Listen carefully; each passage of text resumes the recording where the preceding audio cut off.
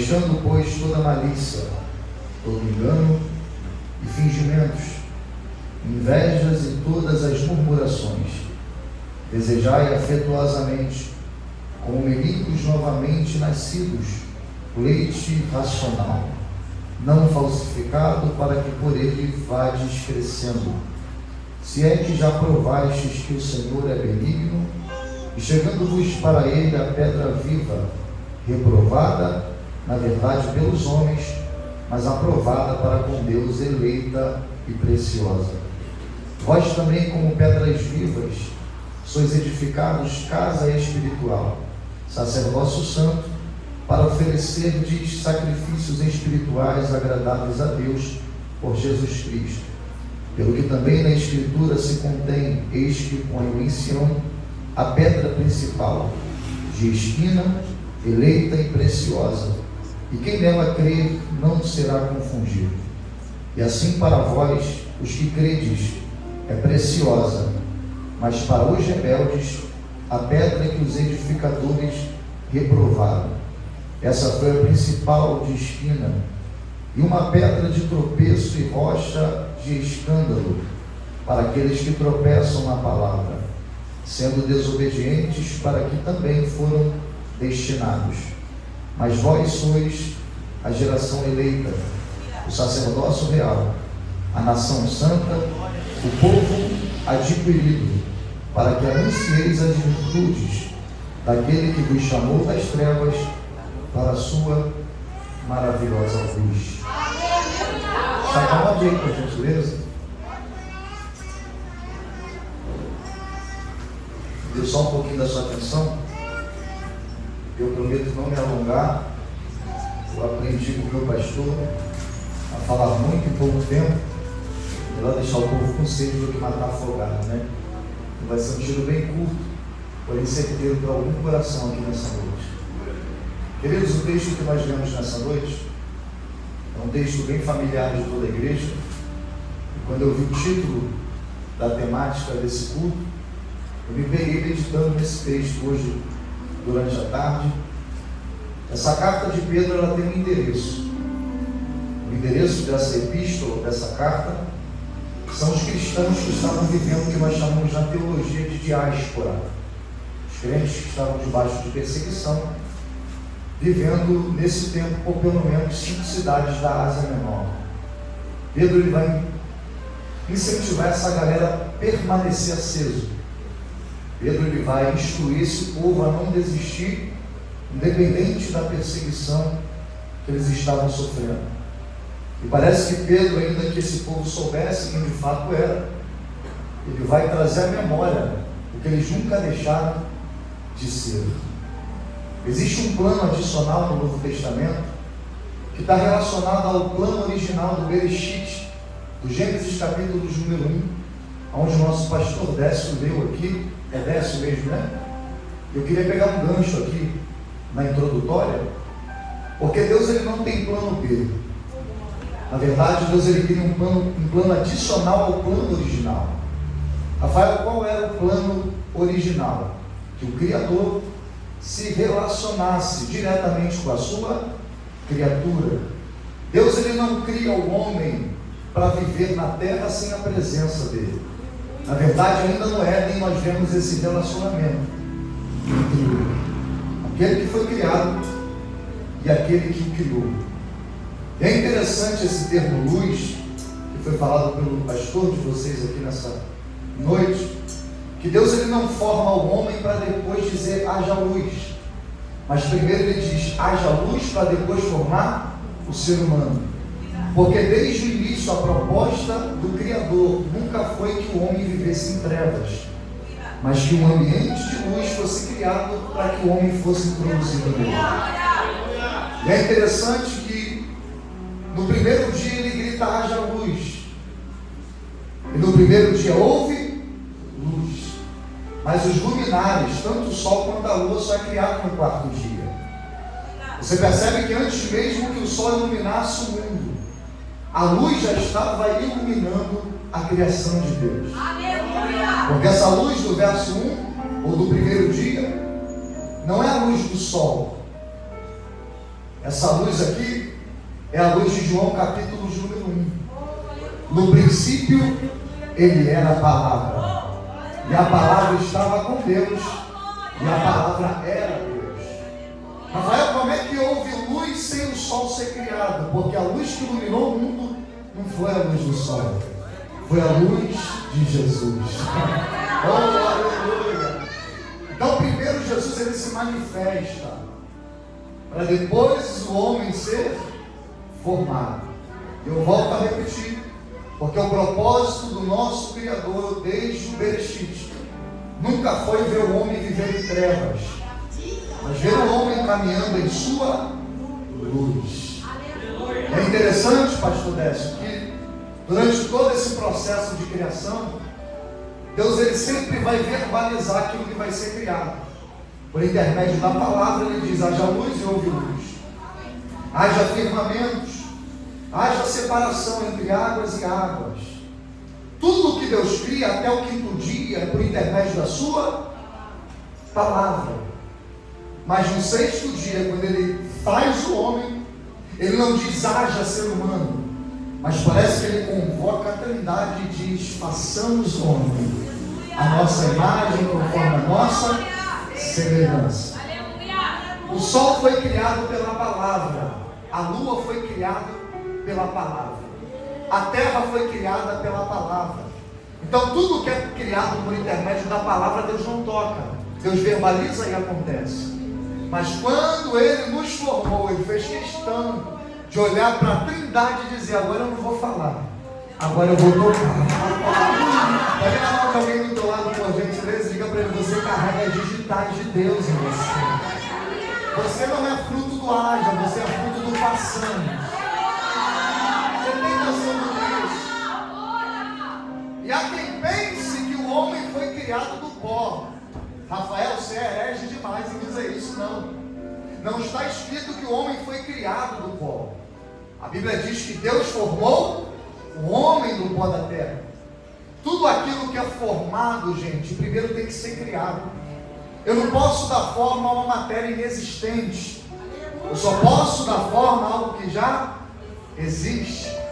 Rafael, se Deus não cria o homem do pó, Deus cria o homem aonde?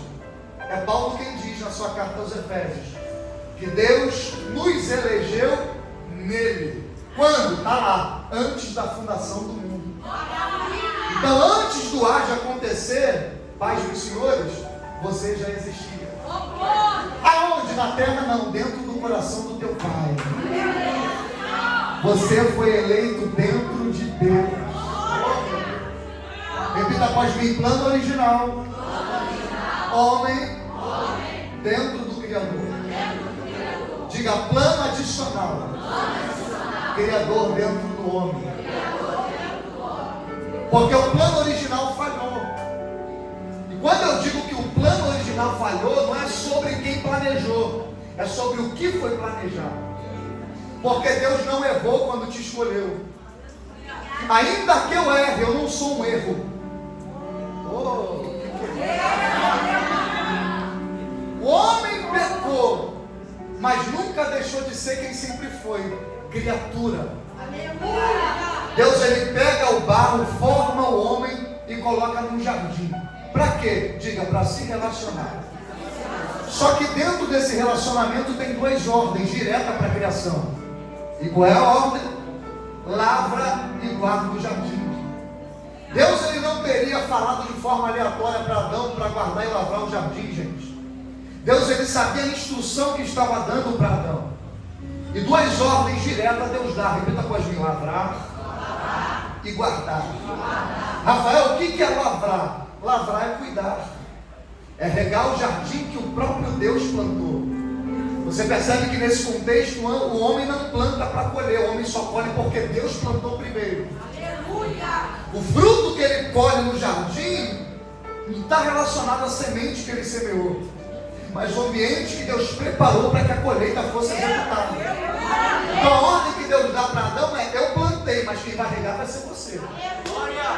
Só que tem uma segunda ordem, meus amigos. A segunda ordem é aguardar. E essa segunda ordem parece que ele não obedeceu de forma íntegra. Porque regar ele regou. Rafael, por que ele não guardou? Irmão, só pode guardar alguma coisa que tem ameaça, sim ou não? Eu não posso proteger algo que não está vulnerável a alguma coisa. Por que Deus manda o homem guardar? Porque ele sabe que existe uma ameaça naquele jardim. Na verdade, a ameaça está fora do jardim. E qual é a ameaça? A serpente. A Bíblia diz que a serpente era o animal mais astuto do campo. Não era o animal mais astuto do jardim. Eu não fugi da mensagem, estou falando de relacionamento. Dentro de um campo nós temos vários jardins, sim ou não? Vocês são inteligentes. Mas dentro de um jardim não cabe um campo, porque a extensividade do campo é maior, a largura do campo é maior. Então em um campo eu planto vários jardins, mas dentro do jardim não cabe um campo. Então se a Bíblia diz que a serpente era o animal astuto do campo, a ameaça não estava dentro, pastor Décio. A ameaça estava fora. Há quem diga que a Eva errou em ouvir quem não era para ouvir. Sim, uma verdade. Mas Adão também errou em colocar para dentro que deveria estar fora. Se ele tivesse guardado o jardim, quem estava fora não entrava. Porque enquanto a serpente está fora, está tranquilo. O problema é quando aquilo que está fora entra. Mas há um cerco de Deus para a vida de crente aqui hoje. Eu estou falando de segurar aqui. Se a serpente pensa que vai entrar no teu jardim, Deus vai cercar e abrir essa noite na condição. Vai na mão desse jovem cheiroso do teu lado, eu sei que é chato, mas funciona. E grita para o inferno ouvir, diga para ele: Satanás, não vai entrar no teu relacionamento com Deus. Da cerca de Deus para fora ele fica, mas da cerca para dentro ele não entra. Tem alguém para pegar essa palavra?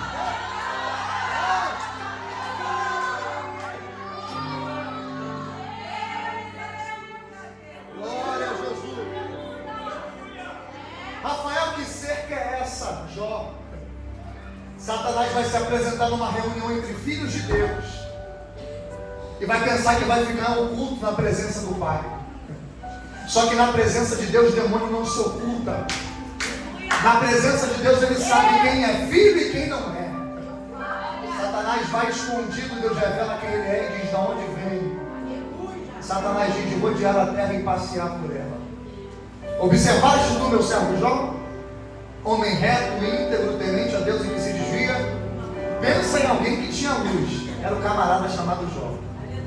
E essa luz que eu digo aos senhores nessa noite não é a luz daquilo que ele possuía. Era a luz de quem ele era. Porque a Bíblia é enfática em dizer que era o homem mais rico do Oriente. Dono de 500 juntas de bois e 500 jumentas. Dono de 3.000 ovelhas e 7.000 camelos. Servos aos seus serviços. Homem rico, farto de dinheiro. Só que quando Deus dá testemunho de Jó, não olha para Satanás e diz: observaste meu servo que tem camelo?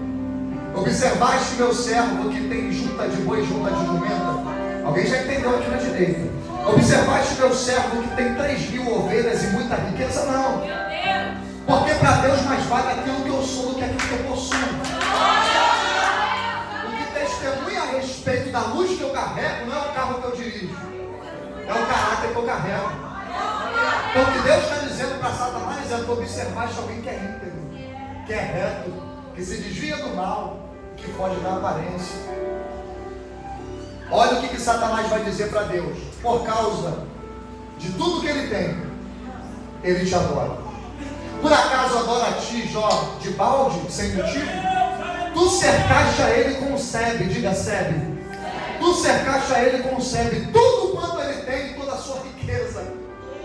Irmão, como é que Satanás vai olhar para Deus e vai dizer, tudo que ele tem está cercado. Porque quando Deus escolhe alguém, o próprio Deus cerca aquele alguém que ele foi escolhido. E paz dos senhores, cerca de sebe não é qualquer cerca. Quem já teve a oportunidade de ir para a fazenda aqui sabe do que eu estou falando. Cerca de sebe não é muro edificado. Cerca de sebe é cerca viva, de planta, de vegetais. Quem olha essa cerca pensa: é fácil entrar. Só que por dentro dela tem arame farpado. Então quem vem de fora pensa que é fácil, mas quando tenta entrar vê que é difícil. Aleluia. Por quê? Porque tentar atravessar essa cerca é se ferir. Tentar romper essa barreira é se machucar. Porque o diabo está dizendo para Deus: eu já tentei tocar, mas toda vez que eu tento tocar para ferir, quem sai ferido sou eu. Oh, aleluia. Ele está cercado, pastor Décio, ele está guardado. A cerca de cego em volta dele. Fala para quem está do teu lado: Deus está te cercando nessa noite. Esse relacionamento não vai ser quebrado. Satanás até tentou te desviar, mas para a glória de Deus tu está de pé, porque ele te cercou.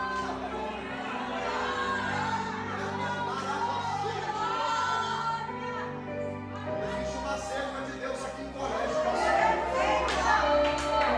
Existe uma cerca de Deus aqui na Concep nessa noite. Esse elo vai ser quebrado, não entre Deus e o homem, mas entre o homem e Deus. Não foi Deus quem errou quando criou Adão. Foi Adão que errou sendo criação de Deus. Ele come o que não é para comer, toca o que não é para tocar e faz o que não é para fazer. Só que eu amo esse texto porque tinha um encontro marcado todo dia. Quando dava 6 horas da noite, aquela viração de dia como judeu, 6 horas da noite, 5h40 da tarde, para anoitecer, Deus ele descia nesse ambiente que Deus tinha criado. E ele conversava com Adão, como nosso irmão fez aqui nesse altar. Eu não estou falando que Deus está levantando intermediário para falar com Adão. Estou falando de um Deus que pisa no ambiente que criou, para se relacionar com a sua criação. Irmão, o homem pecou e mesmo assim Deus desceu no jardim. Sabe o que é isso? Graça sendo manifesta ainda na antiga aliança. Que Deus é esse que quando eu peco não me lança para fora, mas faz questão de descer no ambiente. Só que quando ele desce no ambiente de encontro, ele não vê Adão ali. Todo dia ele via Adão mesmo, mas depois que ele pecou, quem vai se ausentar? Deus? Não, Adão. Adão corre para trás do arbusto para se esconder do Deus do relacionamento. Você percebe que a problemática não é Deus descer, é o homem correr para Deus. É isso. Enquanto não tinha pecado, Adão corria para Deus. Mas depois que Adão pecou, Adão correu de Deus. Só que Deus correu atrás de Deus. Porque tem hora que assim a gente tenta até fugir, mas ele vai atrás da gente.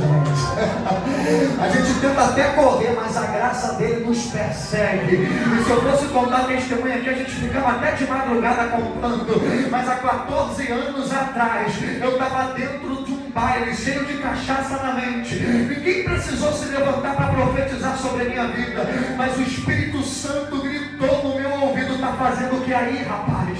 Está fazendo o que aí? Eu querendo correr de Deus, Roberto, e Deus correndo atrás de mim. Que graça é essa que nos persegue, concebe?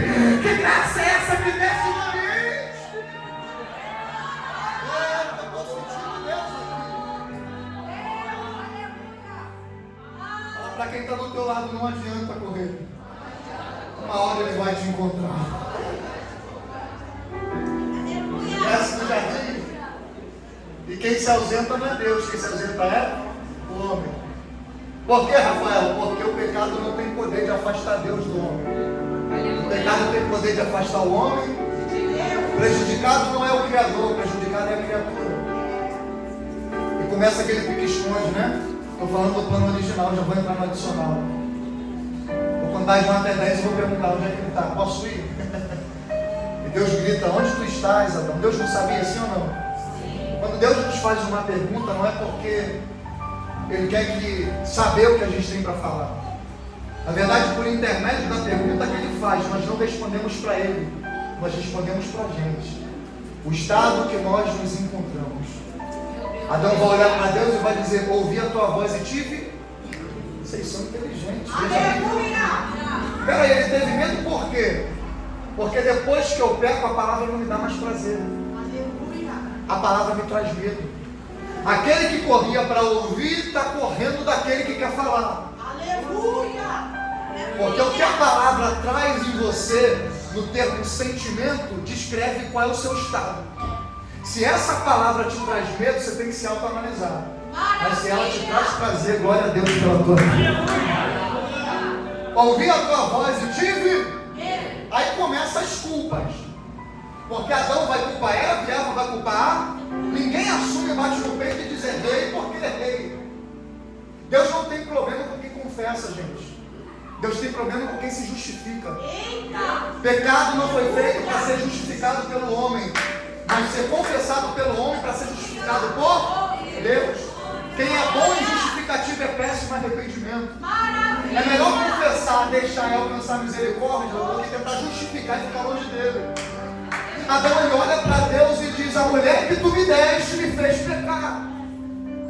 Deus vai atrás de Eva e diz: por que tu fez ele pecar? Ela diz: a serpente me enganou e eu comi. Aí existem 3 sentenças. Quantas sentenças? 1, 2, 3, vai. 3 sentenças e uma promessa. Diga: 3 sentenças e uma promessa. Maravilha! Primeira sentença para o homem: até hoje tu colhia daquilo que eu plantei, mas a partir de hoje tu vai comer o pão por intermédio do suor do seu rosto. Ferrou nós, né? Vai tudo tranquilo, né? Agora tu vai ter que trabalhar, vai ter que ralar para comer. E a mulher, só porque induziu o homem ao pecado, por intermédio das dores tu gerarás seus filhos. Não era para sentir dor, era para ser aquela cesárea natural. Só que agora vai ter que sentir dor de parto, no parto normal. E a serpente, a partir de hoje, tu vai rastejar sobre o teu ventre e vai se alimentar do pó da terra. Diga: 3 sentenças. E qual é a promessa, pregador? Simples: da semente da mulher vai nascer um. Que tu vai ferir o calcanhar, mas ele vai esmagar a tua cabeça.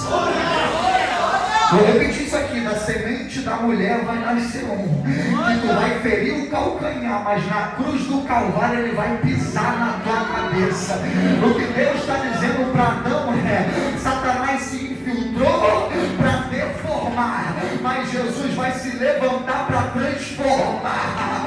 Pega na mão desse jovem ligado do teu lado, eu já caminho para a conclusão, e diga para quem está do teu lado: a raiva do diabo. Diga, não grita para ele ouvir, diga: a raiva do diabo. É que o diabo se levanta para deformar, mas Jesus se revela para transformar.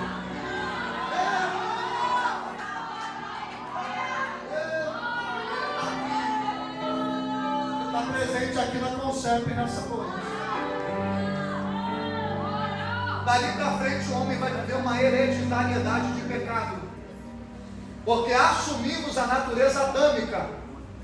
É por isso que Jesus é chamado de último Adão, porque se pelo primeiro Adão o pecado habitou no homem, pelo último Adão o homem é livre do pecado. Eu estou falando de relacionamento. Dali para frente o ser humano, a humanidade, vai viver uma hereditariedade histórica de pecado. Nós vemos os patriarcas que se destacaram, os juízes que vão se destacar, os reis que vão se levantar, e até aquele que foi nomeado como segundo coração de Deus também não foi livre do pecado, também tinha pecado. Nós vamos ver os profetas se levantarem, mas profetas também tinham pecado. Rafael, você está dizendo que a nossa geração não tem pecado? Não, a nossa geração tem pecado. Só que Cristo se levantou não só para perdoar, Cristo se levantou para transformar quem está sendo perdoado. Porque se nós voltarmos no livro do Êxodo, Deus vai estipular uma lei chamada lei do holocausto. Qual é o nome da lei? O que é a lei do holocausto? Todas as vezes que o homem pecar, agora ele vai ter o direito de ser perdoado dos seus pecados. Porque Deus ele nunca queria que o homem vivesse distante de Deus, mas por intermédio do perdão, esse elo era ligado novamente. Então Deus estabelece no deserto, no tabernáculo ou na tenda da congregação, e diz para Moisés: todas as vezes que alguém pecar, vai pegar o cordeiro perfeito. Diga: cordeiro perfeito. Você percebe que quem pecou não é perfeito, mas o que está sendo oferecido pelo pecador tem que ser perfeito. Não pode ter mancha, não pode ter ruga nem mácula. Pé quebrado também não pode ter. Observa o cordeiro, leva para o tabernáculo, no átrio vai ser oferecido ao sacerdote, e aquele sacerdote vai fazer a cerimônia da expiação. Que cerimônia é essa? Estou correndo para terminar. É onde ele vai expiar o cordeiro. Ele não expia o pecador, ele expia o cordeiro, ele vê se tem mancha, se tem defeito. Porque sacerdócio é isso, não é olhar para o outro, é olhar para ele. O sacerdote não olha para o pecador que apresenta o cordeiro, o sacerdote fixa o olhar no cordeiro que está sendo apresentado. Está dando para entender? Eu estou falando de sacerdócio real. Porque esse sacerdócio real do Novo Testamento foi estabelecido no Antigo Testamento. E se nós somos sacerdócio hoje, primeiro nós temos contato com Ele, e no ambiente de culto, como era naquele ambiente, a gente não olha para quem está do nosso lado para apontar pecado de ninguém. A gente olha para um cordeiro que é perfeito, sem mancha, sem mácula, sem ruga. Se você ver, observar quem vai cantar, eu sinto lhe dizer, você vai entrar ruim e vai sair pior. Se você ver, olhar para o pastor Rafael que vai pregar, eu sinto lhe dizer, você vai entrar ruim e vai sair pior. Se você ver, olhar para os músicos que vieram tanger, eu sinto lhe dizer, você vai entrar ruim e vai sair pior. Porque sacerdócio real não olha para o pecador, sacerdócio real fixa o olhar no cordeiro. E eu não sei se isso aqui vai no glória, concebe. O cordeiro perfeito está passeando em nosso meio nessa noite. O cordeiro imaculado que tira o pecado do mundo está passeando em colégio nessa noite. Eu sei que tem hora que o pregador tem que forçar a mensagem, né? Para arrancar a glória da igreja. E ele grita para a igreja ouvir, tem anjo passeando em nosso meio, tem varão de guerra guerreando pela gente, tem Miguel com espada na mão cortando todo o laço. Deus tem poder para fazer? Claro que tem. Ele enviou o anjo Gabriel para Zacarias no templo, enviou para Maria dentro de casa, enviou Miguel para guerrear por Daniel, enviou o varão de guerra para Josué em Jericó. Mas a promessa que Cristo fez para a igreja é: eis que eu estarei convosco todos os dias até a consumação dos séculos. Rafael, não entendi, lá vai. Se Gabriel não descer, Jesus desce. Se Miguel não guerrear, Jesus guerreia. Se o varão de guerra não passear, Jesus passeia. Teu glória não é para querubim, para serafim. Teu glória é para Jesus de Nazaré. Levante a tua mão para o teu. Ele está aqui nessa noite. Ele está passeando em nosso meio nessa noite.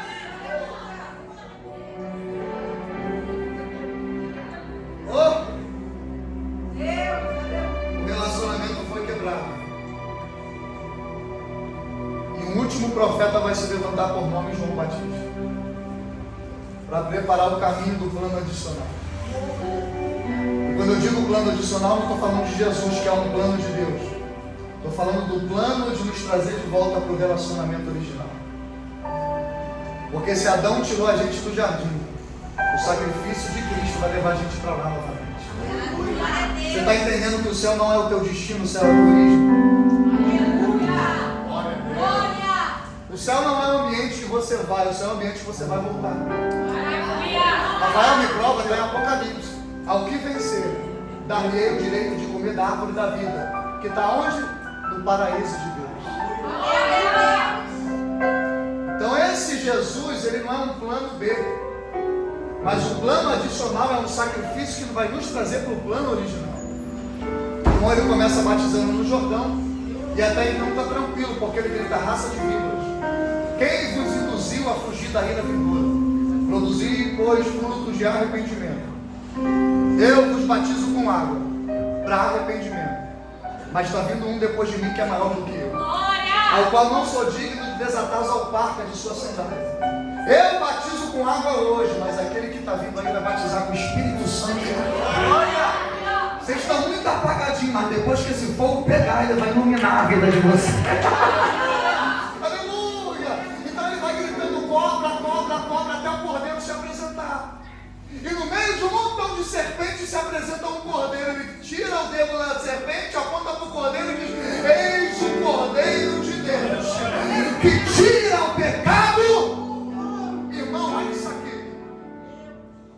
No sacerdócio do Antigo Testamento, o cordeiro era apresentado para o sacerdote para perdão de pecado. Diga: perdão de pecado. Só que quando o Batista revela Jesus no Jordão, ele revela como cordeiro de Deus, ou seja, cordeiro morre. Só que esse não vai morrer para perdão, esse vai morrer para remissão. Não é aquele que perdoa, é aquele que tira.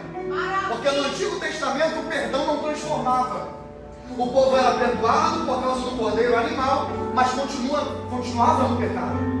Então quando Jesus veio se revelando como cordeiro perfeito de Deus, João já traz à tona que ele não só veio para perdoar e permanecer apagado, mas ele veio para arrancar separar de mim o que fazer eu viver nas trevas. Aleluia. Ele não só perdoa, ele transforma.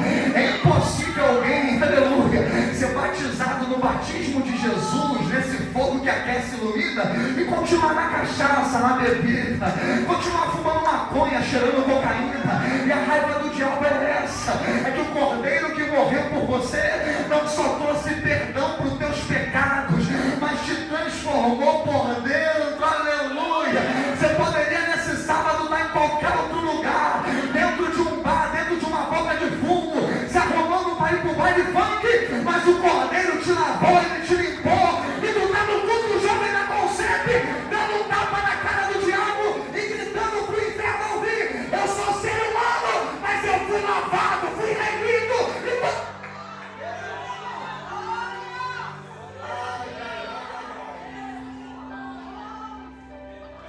Nós não éramos, mas Ele nos fez ser. Rafael, o que tem a ver o texto que você leu? Simples. João capítulo número 1. O evangelista João, ele começa revelando como foi falado aqui no início. O verbo que estava no início e que se fez carne. A luz que brilhava no 1 é a luz de João 8, que bateu no peito e gritou: eu sou a luz. Mas essa luz é tão boa que não se ilumina sozinho. Ele faz questão de iluminar a gente. Ele poderia bater no peito, e você percebe isso no texto, porque no Evangelho de João, pelo menos você vê por 7 vezes o termo eu sou. Eu sou a videira verdadeira, eu sou o bom pastor, eu sou a porta das ovelhas, eu sou a ressurreição e a vida, eu sou o caminho, eu sou a verdade, eu sou a vida, eu sou a luz. E de tudo isso que Jesus libera, Ele não olha para a gente e diz: vocês são a videira. Ele diz: eu sou a videira e vocês são os ramos. Aleluia! Então vocês não dão vida, vocês só têm vida por causa da vida que eu quero. Glória! E para quem Ele está dizendo isso? Para gente que não era. Porque a videira verdadeira no Antigo Testamento era Israel. Mas já que a videira verdadeira falhou, aqueles que não eram foram enxertados nela. Que é isso, gente? Então a gente não gera porque pode gerar, a gente só gera porque a videira nos sustenta. Glória a Deus. E eu fui pesquisar isso aqui, já preguei sobre isso, mas a mensagem hoje não é essa, pastor Décio. Se você for olhar uma videira, gente, os cachos de uva, é impossível um galho fino de videira sustentar um cacho grande. Só que você passa pela videira e você vê galho fino e cacho grande, galho fino e cacho grande. Como é que um galho fino consegue sustentar um fruto que é pesado? É porque o segredo não é a vara, não é o galho. O segredo é a videira que sustenta ele. Glória. Você não está de pé porque você é forte, super crente ou super herói. Você só está de pé porque a videira te enxergou nele. Será que tem alguém para levantar a mão, dar um tapa na cara do diabo e gritar para o inferno ouvir: eu sou fraco, mas ele me sustenta. Eu sou ser humano, mas ele me sustenta.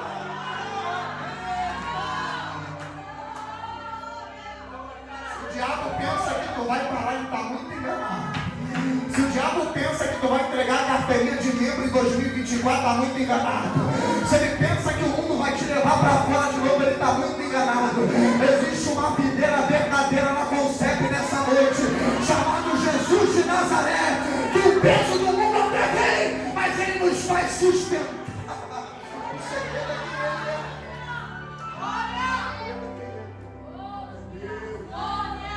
Ele não diz: vocês são as portas das ovelhas. Ele não diz: vocês são o caminho, vocês são a verdade, não. Mas lá em Mateus 5,14, nosso irmão leu aqui na introdução, ele vai dizer: vocês são a luz. A única coisa que Cristo nos compara diretamente a Ele é o quê? Por que luz, pregador? Porque o plano original era que o homem fosse reflexo de Deus. E prova? Imagem e semelhança. Tem gente que pensa que esse termo imagem é como, mas não é como, é refletido. Se eu fosse imagem de Deus, sairia uma espada afiada da minha boca. Se eu fosse imagem de Deus, meus olhos seriam como chama de fogo. Se eu fosse imagem do Criador, meu pé seria de latão reluzente. Então o termo imagem no grego é tupos, que na tradução é sombra. Diga sombra. Você está entendendo isso aqui? Que a sombra não faz o que quer, ela só reproduz o que uma massa está fazendo. Por que a sombra reproduz? Porque tem uma luz iluminando.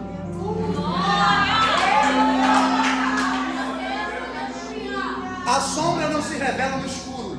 Apaga as luzes, olha para o chão e vê se você se reflete no chão. Não. Mas por intermédio de uma luz, a minha sombra reflete aquilo que eu estou. É por isso que primeiro ele cria luz, para depois formar você. Porque você foi chamado para ser imagem. Sombra daquilo que acontece em cima, reproduzindo aqui embaixo. Então eu, como sombra, imagem, eu não faço o que eu quero. Eu só reproduzo o que o Pai está fazendo. A minha sombra não faz o que quer, ela só faz o que eu. Então para que nós fomos chamados simples? Para reproduzir na terra aquilo que é produzido no céu.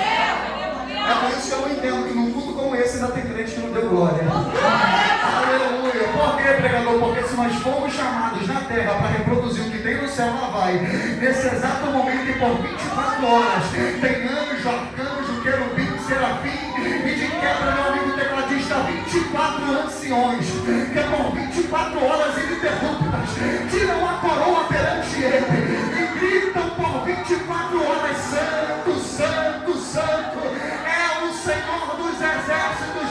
Rafael, me explica, vou te explicar. Se no céu tem adoração por 24 horas, para que Deus me chamou? Para reproduzir na terra aquilo que está sendo produzido em cima. Tem sombra aqui nessa noite, tem imagem aqui nessa noite, tem. Levanta a mão da glória, levanta a mão da aleluia, mostra para o inferno que tem mais.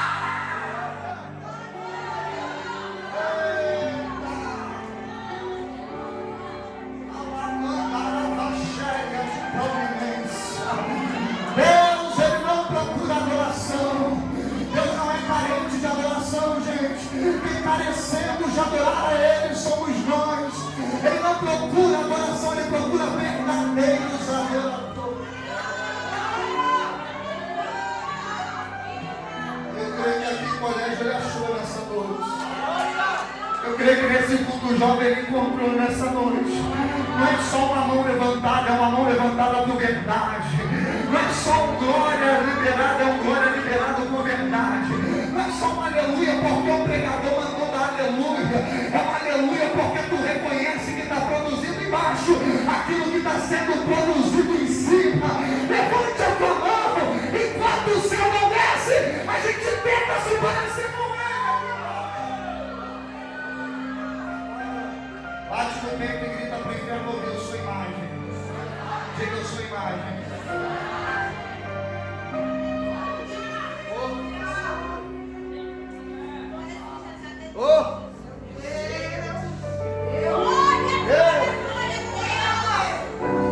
A proposta de Pedro é essa. A proposta de Pedro é revelar a identidade. Diga: identidade e responsabilidade. Rafael, por que identidade e responsabilidade? Porque eu só vou saber qual é a minha responsabilidade se eu descobrir qual é a minha identidade. Aleluia! Quem não sabe quem é em Deus, não sabe o que fazer para Deus. Então, primeiro Pedro ele se preocupa em revelar nossos adjetivos, para depois revelar a nossa missão. Maravilha de Deus! A proposta de Deus nunca foi enviar ninguém apagado, mas primeiro acender para depois. Aleluia! Irmão, se uma luz aqui se queimar, vai fazer falta, sim ou não? Vai nada, vai ficar iluminado. Porque tem um montão para substituir. A luz ela não faz a diferença em ambiente iluminado. Obrigado.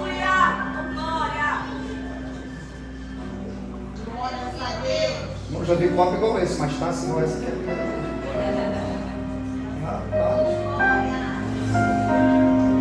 A proposta de ser luz não é a luz no meio da luz.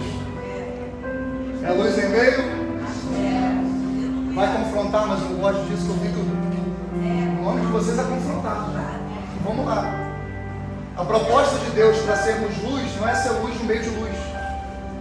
É ser luz no meio. Porque aqui dentro, no altar, todo mundo é crente. Mas e dentro da escola, quem é você? Dentro de casa, quem é você? Na rua, quem é você? A proposta não é iluminar no meio dos iluminados. A proposta é ser luz no meio das trevas. Então Simão já vem confrontando essa galera, dizendo: vocês nasceram para ser.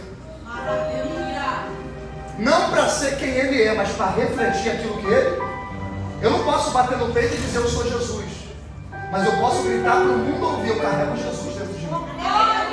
Se você perceber, no contexto que nós lemos nesse texto, o caminho para a conclusão, Pedro ele começa a destacar primeiro Jesus, para depois destacar essa galera que está na diáspora.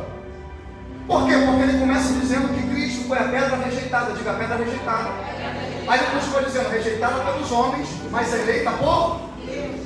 Eleita por quem? Deus. Então os homens rejeitaram, mas Deus elegeu. Porque falando de uma forma política, nos dias de hoje, alguém só pode ser eleito de forma democrática se o povo eleger. Aqui embaixo eu sou eleito. Mas o que Pedro está dizendo é: ainda que a terra vos rejeite.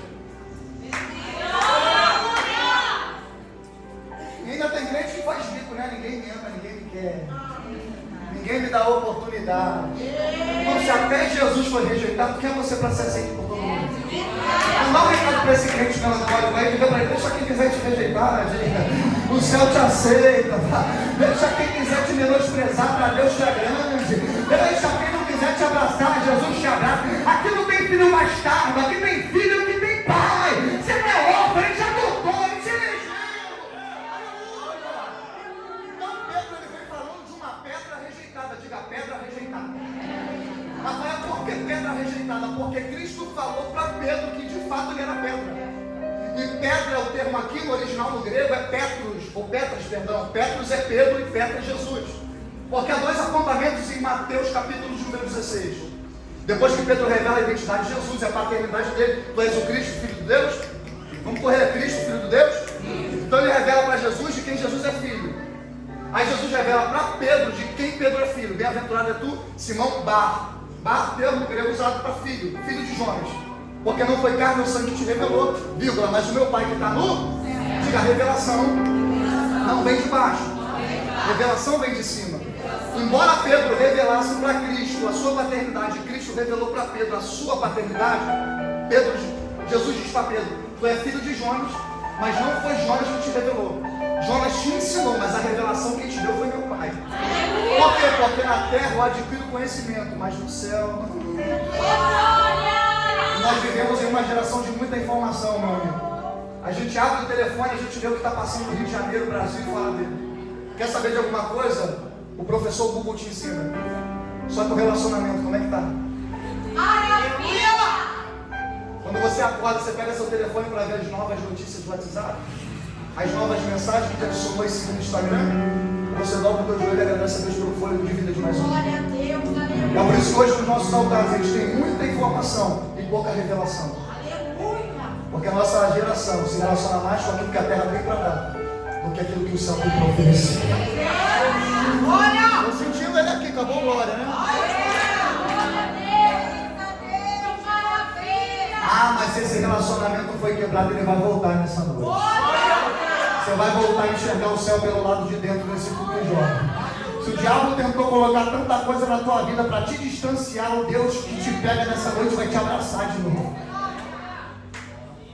Ele revelou: a te digo, tu és Pedro, Petros, fragmento de pedra, mas sobre essa rocha eu edificarei a minha igreja, e as portas do inferno não prevalecerão contra ela.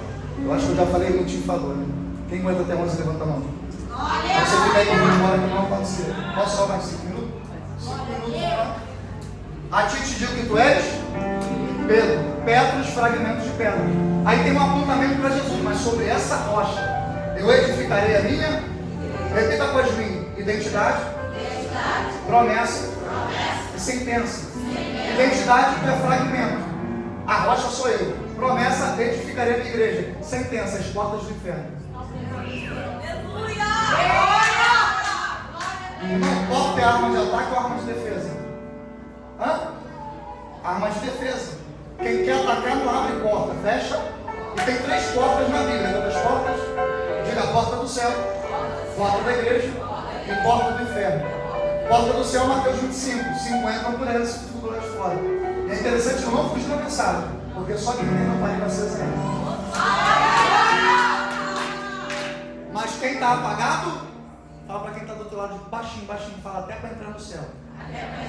Tem que ter luz. Porta da igreja é Filadélfia, Romano. Eis que diante de ti pus uma porta e ninguém pode fechar. Só que a porta que está sobre a igreja, sobre essa sentença que Deus estabelece, não é a porta do céu nem porta da igreja, é a porta de defesa. Olha o que Jesus está dizendo para Pedro. Não é só o inferno que vai atacar vocês. Eu estou dando autoridade para vocês atacarem o inferno. E quando vocês atacarem, as portas do inferno não prevalecerão. Quando o inferno ataca a igreja, a porta da igreja prevalece. Mas quando a igreja ataca o inferno, as portas do inferno não prevalecem. Nós aprendemos a resistir o diabo, e não é pecado, é bíblico. Resistir ao diabo e ele fugirá de vós. Mas nós vivemos em uma geração, gente, de crente que tem escudo para defender, mas não tem espada para guerrear. Pegue na mão de alguém e diga para ele: Deus vai te dar autoridade hoje. Diga, não grita para ele ouvir, diga: Deus vai te dar autoridade hoje. Quem anda na luz não recua, quem anda na luz avança. Não é o diabo que vai pisar na tua cabeça. Deus te deu autoridade para pisar. Você pode ficar de pé para a gente encerrar?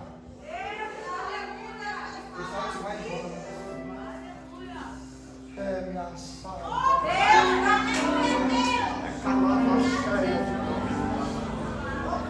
Você vai voltar para casa debaixo de autoridade hoje, sabendo quem você é em Deus. Fala para quem está do outro lado: nós somos igreja. Diga: nós somos igreja, perdão. Nós somos igreja. Nós não éramos, mas Ele nos fez ser.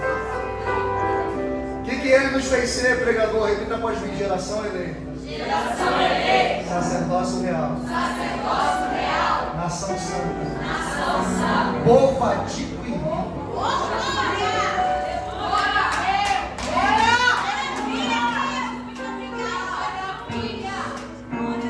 Sabe o que aconteceu? O inferno tentou nos vender. Aí sabe o que Jesus fez? Nos comprou das trevas. E esse vender vai oferecer para Jesus: toma para você. Você está entendendo a minha fala, né? Ele tentou nos corromper, fazer a gente viver como pessoas vendidas ao diabo. Aí veio Jesus com seu sangue. Irmão, tu não foi comprado com sangue de bode, pelo amor de Deus. Tu não foi comprado com sangue de galinha. É por isso que quem quiser fazer a obra, que faça. Mas a obra dele te remiu. A obra dele te salvou, te libertou. Pode se levantar Zé Pelintra, Chucaveira, Branca Burra.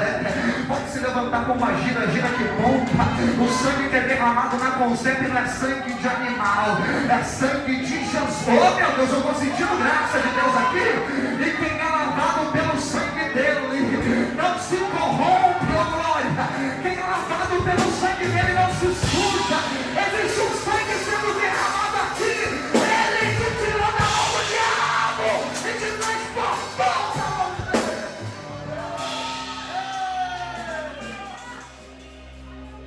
Nada mais te tira da presença dele. Nada mais te arranca da mão dele. Foi comprado por um alto preço. Então não deixa ninguém te menosprezar, te desvalorizar. Porque quem te comprou te deu valor. E sabe qual foi o preço? Diga a vida. Fala para quem está do outro lado: se a forma dele me amar foi dando a vida dele por mim, eu entreguei a minha para ele. Porque a melhor prova de amor não é falar,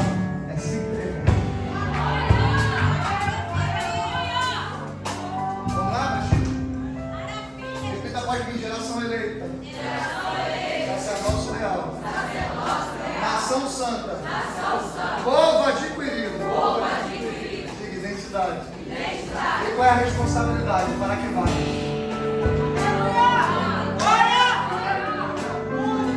Sabe para que Deus nos acendeu? Para ir.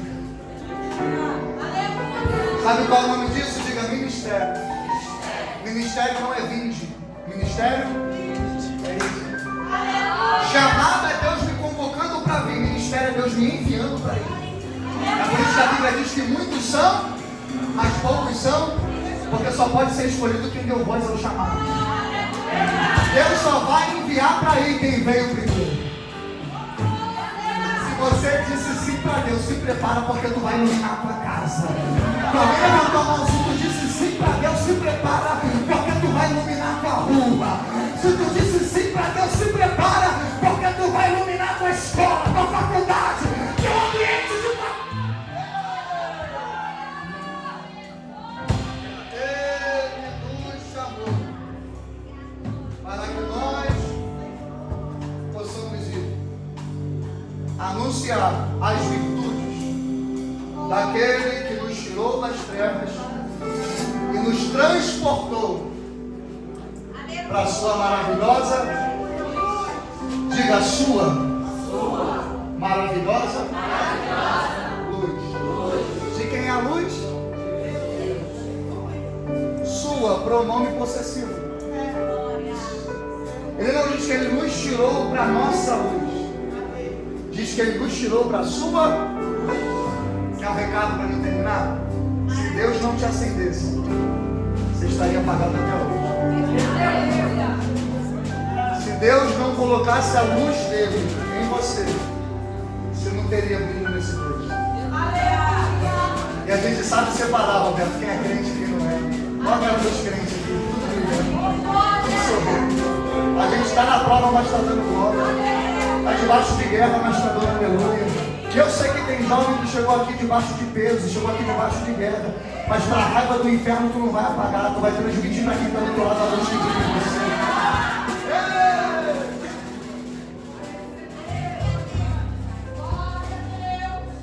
Só que naquele tempo, pastor Décio, a luz não era assim, porque essa luz eu acendo no interruptor.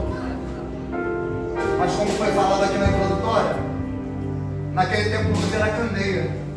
E olha como é que Deus nos compara em Mateus capítulo número 5. Não se acende uma candeia e se coloca debaixo de um cesto. Primeiro porque o cesto que está em cima vai pegar fogo pela luz que queima embaixo. Porque a luz naquele tempo não era elétrica. A luz naquele tempo era o quê? Fogo, diga fogo. Está dando para entender? Não é a eletricidade que tem em você. Ele não pegou o interruptor e disse, vou ligar ele, vou ligar ela.